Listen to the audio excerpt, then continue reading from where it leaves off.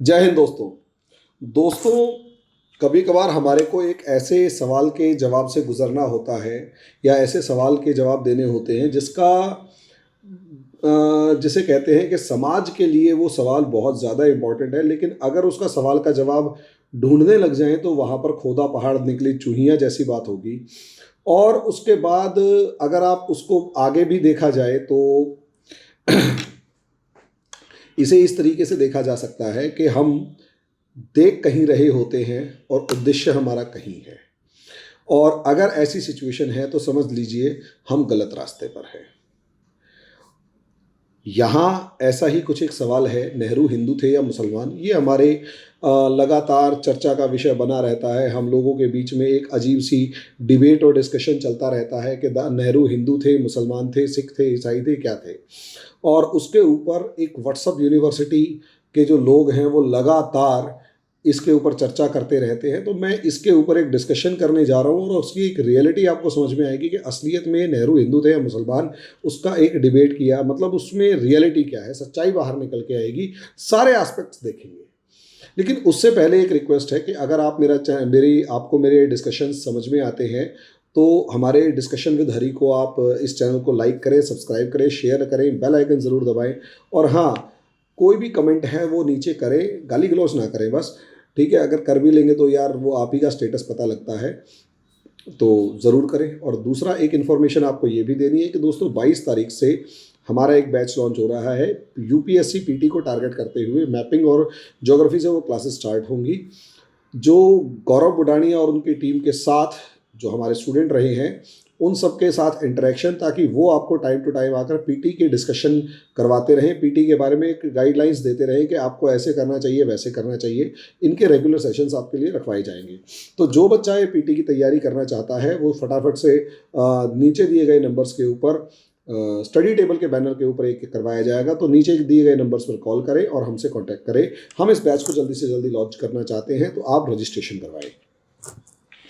अब दोस्तों आ जाते हैं टॉपिक के ऊपर। टॉपिक है हमारा टॉपिक है जवाहरलाल नेहरू हिंदू थे या मुसलमान। तो सबसे पहले यहाँ पर हिंदू वर्सेस मुसलमान, सबसे पहली बात एक सोच कर देखिए, किसी भी देश के प्राइम मिनिस्टर के लिए उसका धर्म या उसका जो रिलीजन है, जब उसका डिस्कशन होना शुरू हो जाए तो कहीं ना कहीं एक माइंडसेट बता रहा होता है लोगों का, और वो माइंडसेट कहीं ना कहीं एक कंट्रोवर्सी क्रिएट करता है, एक जिसे कहते हैं विवाद उत्पन्न करता है कि वो हिंदू थे या मुसलमान। और वो माइंडसेट ये था कि माइंडसेट के अंदर रिलीजन सबसे ज़्यादा था, कि कहीं ना कोई एक पक्ष जो है, कोई ना कोई एक पक्ष अपने आप को ठगा हुआ ज़रूर महसूस करता है। यहाँ पर चाहे वो हिंदू महसूस करे चाहे मुसलमान महसूस करे, अपने आप को ठगा हुआ महसूस करेगा। और खासकर ये जो बहस, क्योंकि भाई नेहरू अपने नाम के आगे पंडित लगाते थे। अब पंडित जवाहरलाल नेहरू अगर आप बात करें तो आप यहाँ पर देखेंगे जवाहरलाल नेहरू, अगर आप इस तरीके से लिखते हैं तो यहाँ क्योंकि शब्द पंडित है तो पंडित, और उसके बाद बाकी नाम से देखा जाए तो ये आपको हिंदू नज़र आते हैं। और अगर यहाँ ये कंट्रोवर्सी क्रिएट होती है कि हिंदू थे या मुस्लिम थे, तो ऐसी सिचुएशन में कहीं ना कहीं जो इंडियन हिंदू है वो अपने आप को ठगा हुआ महसूस करेगा। अब सवाल ये बहस कहाँ से शुरू हुई, इसका ओरिजिन मैंने काफ़ी ढूंढा, मुझे कुछ खासा नज़र नहीं आया। बस एक नटवर सिंह की पुस्तक थी। नटवर सिंह ने एक पुस्तक अप्रॉक्सीमेट 2010 के आसपास, 6-7 के आसपास लिखी। उस बुक के अंदर उन्होंने एक रेफरेंस दिया और एक इंसिडेंट के बारे, रेफरेंस तो नहीं दिया, एक इंसिडेंट के बारे में बताया। और वो इंसिडेंट ये था कि जब 1975 या 76 के अंदर इंदिरा गांधी जो हैं वो काबुल पहुंची, और काबुल जाने के बाद इंदिरा गांधी जब काबुल गई तो उस समय पर नटवर सिंह विदेश मंत्री होते थे। तो इंदिरा गांधी बाबर की जो कब्र थी, जो काबुल में है, ये याद रखिएगा, बाबर की जो कब्र है वो काबुल में है, तो बाबर की कब्र के ऊपर जाकर रोने लगी। और वहाँ रोने के बाद वो मतलब एक विलाप करने लगी, तो बाबर की कब्र पर जाकर रोने लगी। अब सवाल नटवर सिंह के इस रेफरेंस का इसलिए ज़रूरी है क्योंकि ये फॉरेन मिनिस्टर रहे, गांधी परिवार के काफ़ी करीबी रहे, इंदिरा गांधी के जाने के बाद बहुत इंपॉर्टेंट पदों पर रहे, उसके बाद राजीव गांधी के साथ, सोनिया गांधी के साथ, लास्ट में इनकी खटपट हो गई। तो सवाल नटवर सिंह जी के इसके ऊपर भी यही उठता है, नटवर सिंह जी के इस बयान के ऊपर भी यही उठता है कि भाई साहब, जब आप 1970s की बात कर रहे हैं तो धोखा तो आपने भी दिया। अगर ये सही है तो धोखा तो जनाब आपने भी दिया। आपने धोखा ये दिया कि इतने लंबे समय तक, लगभग 30 साल तक आप इस राज को छिपा कर बैठे रहे। आपने खुलकर सबके सामने क्यों नहीं कहा? कम से कम उस टाइम डिस्क्लोज करते। इसी टाइम क्यों डिस्क्लोज कर रहे हो यार आप?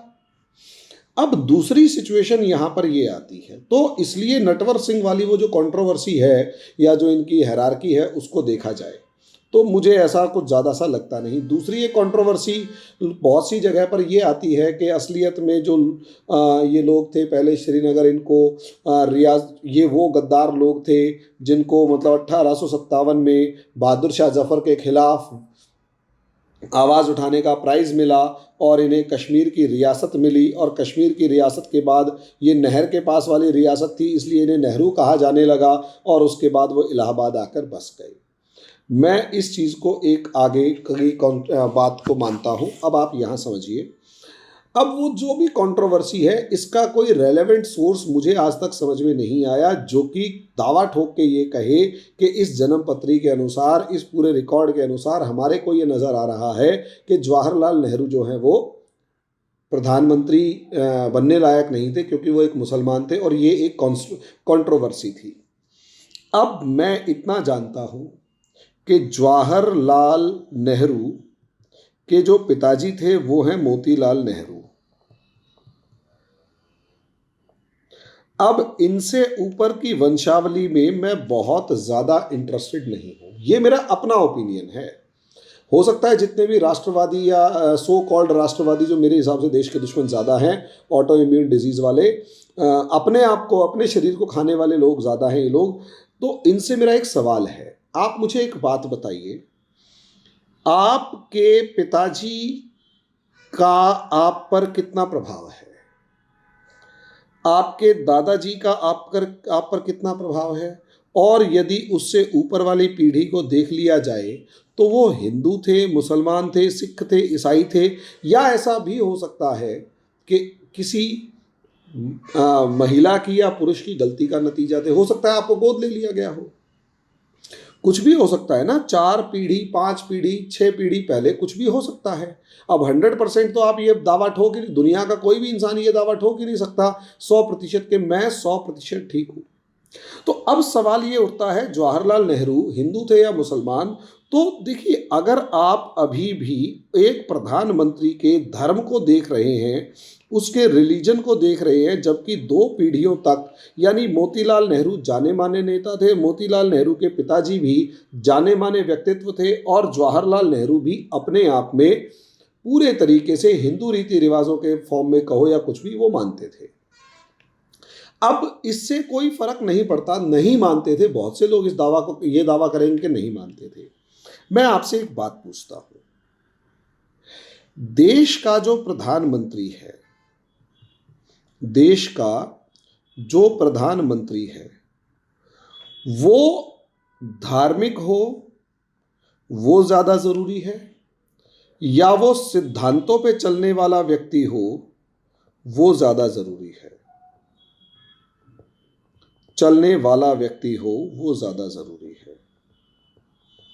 और खासकर सिद्धांतों पर के मामले में जो शासक वर्ग का सिद्धांत है, या यूं कहें राजा का सिद्धांत है, राजतंत्र का सिद्धांत है, या मोनार्कियल रूल, या यूं कहें प्रिंसिपल टू रूल है, उसके ऊपर चलने वाले व्यक्ति हो। तो मेरा मानना यह है, मेरे लिए इससे कोई फर्क नहीं पड़ता कि मेरा प्रधानमंत्री हिंदू है या मुसलमान है। अगर वो राजा के सिद्धांतों, राजा बनने लायक है और वो अपनी प्रजा को बराबर मान रहा है, चाहे उसमें फिर क्या नाम है, राम राज्य की बात करे, या रियासत मदीना की बात करे, या फिर ईडन गार्डन टाइप की कुछ भी बात करे, वो सारे के सारे अपने आप में परफेक्ट हैं। क्योंकि असलियत में राजा के हाथ में आगे आने वाली पीढ़ी यानी नेक्स्ट जनरेशन जो है उसका पूरा दबाव होता है या उसका पूरा भविष्य होता है। अब अगर हम जिन्ना की बात करें तो जिन्ना ने जिस तरीके से विजनलेसनेस के चलते, दृष्टिकोणहीनता के या दृष्टिहीनता के या दृष्टिकोणहीनता के चलते या विचारहीनता के चलते, मूल्यहीनता के चलते धर्म के आधार पर देश बनाया, तो असलियत में जिन्ना से जब हम इनका कंपैरिजन करते हैं तो धर्म के आधार पर पाकिस्तान बन गया। अब धर्म के आधार पर अगर उन्होंने पाकिस्तान ले लिया तो धर्म के आधार पर पाकिस्तान के लिए उन्होंने लड़ाई लड़ी। असलियत में उन्होंने देश बनाने के लिए सिद्धांत की तरफ ध्यान नहीं दिया, प्रिंसिपल्स की तरफ ध्यान नहीं दिया, उन्होंने देश बनाने के लिए सिर्फ और सिर्फ लड़ाई की तरफ ध्यान दिया। नतीजा ये हुआ कि भले ही उनको उनके कर्मों का फल उस फॉर्म में मिला कि भाई जिन्ना की लाश को उठाने वाला कोई नहीं था, 6-7 घंटे तक एयरपोर्ट पर पड़ी रही, उसके साथ एक सिपाही तक नहीं खड़ा था, स्ट्रेचर के ऊपर एक बहुत ही लावारिस लाश की तरह उनकी लाश पड़ी हुई थी।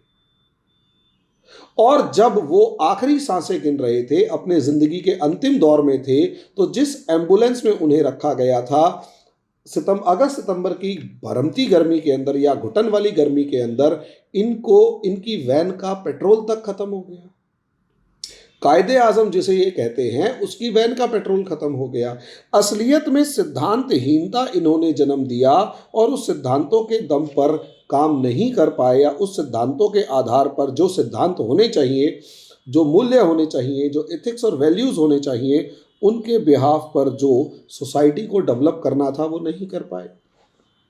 नतीजा उसका ये रहा कि उनकी डेथ के बाद ही जिस तरीके का वो देश बनाना चाहते थे वो देश नहीं बन पाया। पहले इस्कंदर मिर्ज़ा और उसके बाद एक डिक्टेटर आते रहे और यहाँ तक कि 1964 तक ये अपना संविधान यानी कॉन्स्टिट्यूशन तक नहीं बना पाए।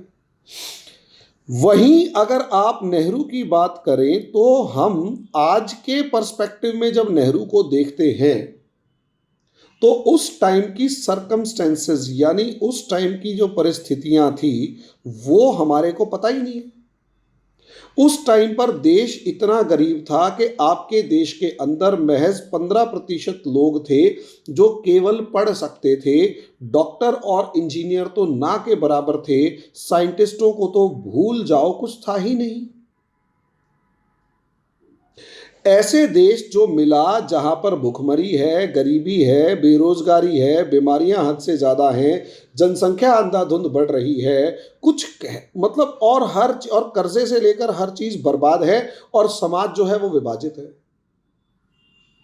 लोगों की इच्छाएं आकांक्षाएं आसमान छू रही हैं, लेकिन देश के खजाने में कुछ है नहीं।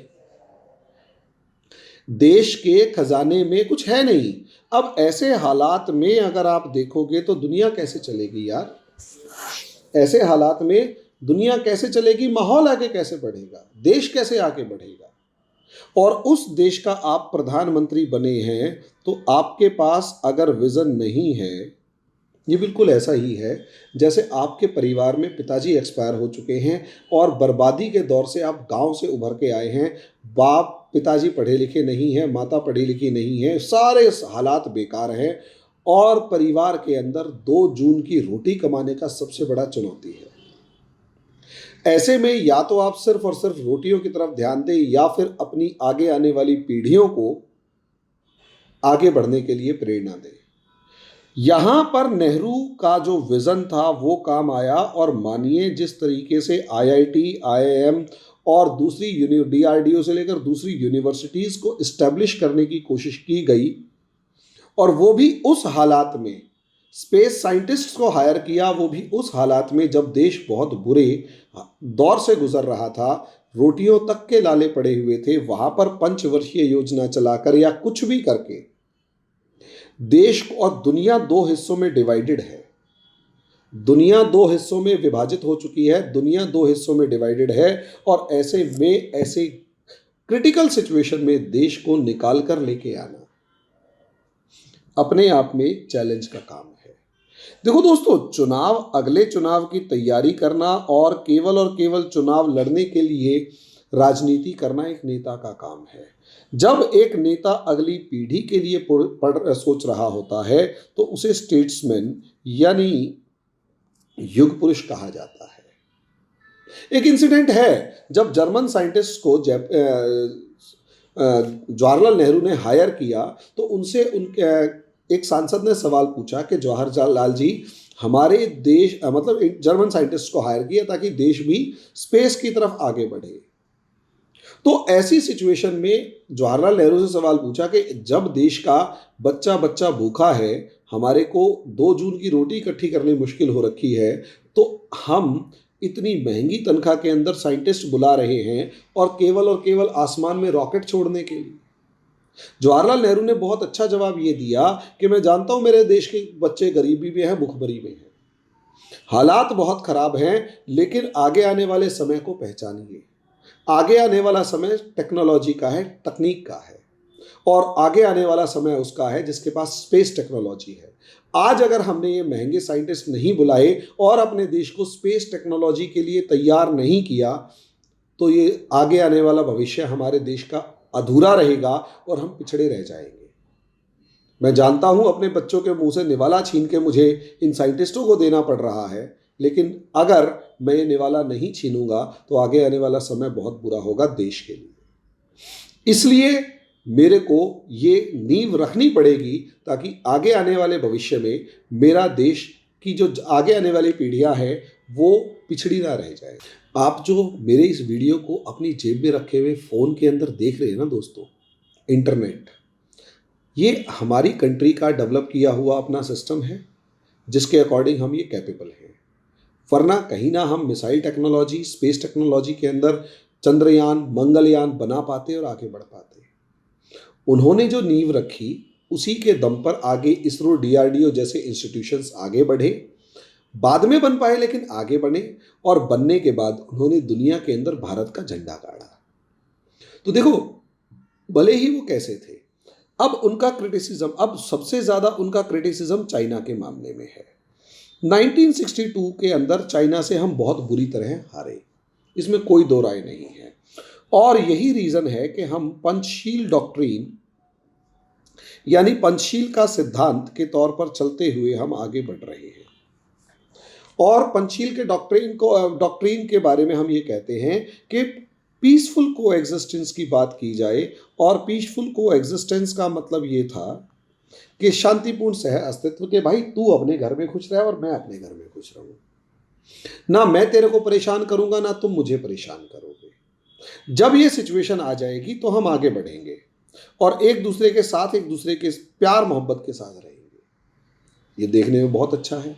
अब इसमें समस्या क्या है, एक ऐसे देश के लिए जब आपके पास संसाधनों की कमी है, पूरा देश बहुत बुरी दौर से गुजर रहा है, यहां तक कि ना तो भारत, ना केवल भारत बल्कि चीन भी।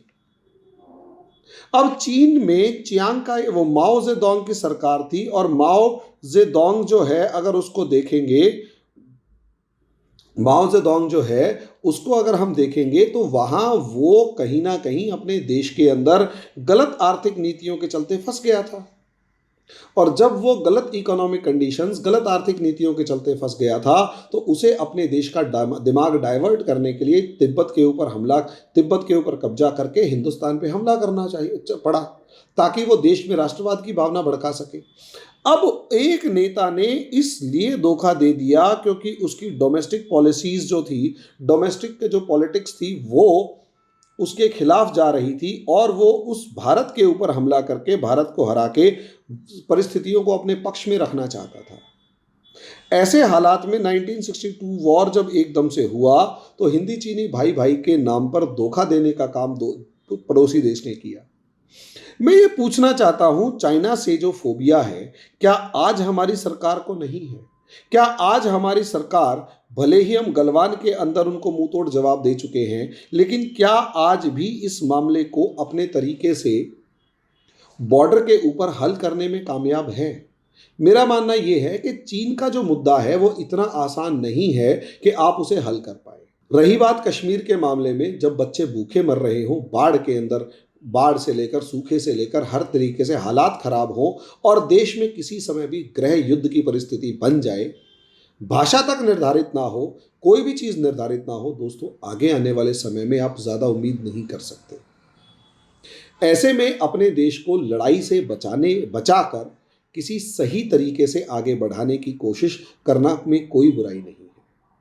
जवाहरलाल नेहरू ने यही किया। अपने देश को दूसरे देश के साथ लड़ाई में उलझाने की जगह अपने देश को तरक्की के रास्ते पर आगे ले जाने की कोशिश करी।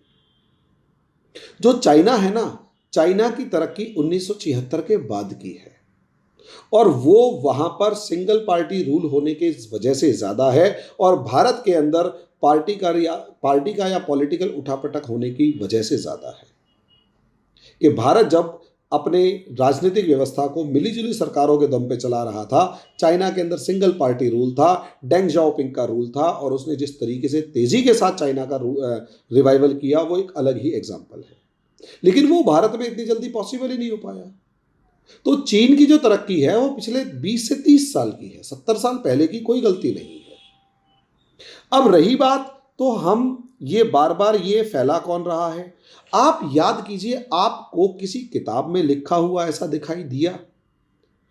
आप याद कीजिए, असलियत में मामला ये है कि जवाहरलाल नेहरू के बारे में ये जो मिथ, जो झूठ फैलाया जा रहा है, ये वास्तव में आपने व्हाट्सएप के ऊपर किसी ना किसी ग्रुप के अंदर पढ़ा होता है। वो ग्रुप के अंदर क्या आपने किसी डॉक्यूमेंट का रेफरेंस देखा? क्या कोई पेपर लिखा हुआ देखा या कोई ऐसा बर्थ सर्टिफिकेट देखा या कुछ और? असलियत में आपने कुछ नहीं देखा। आपने केवल और केवल सुनी सुनाई मनगढ़ंत बातें हिंदूवादी संगठनों के द्वारा, और वो हिंदूवादी संगठन जो कांग्रेस के रूल से कहीं ना कहीं विरोध रखते थे, उन संगठनों ने इसको प्रोजेक्ट किया।